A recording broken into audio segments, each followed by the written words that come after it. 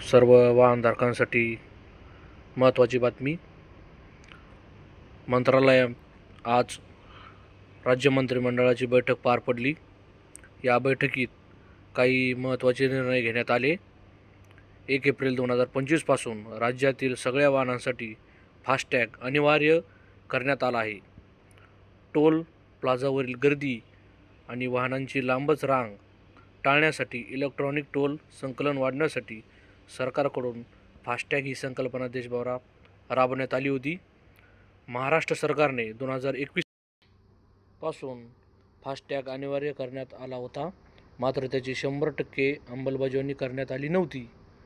मात्र 1 एप्रिल 2025 पासून फास्टॅग अनिवार्य करण्यात आलेला आहे. ही सर्वांसाठी अतिशय महत्त्वाची बातमी आहे. या चॅनलवर तुम्ही नवीन असाल तर चॅनलला फॉलो करा, सबस्क्राईब करा.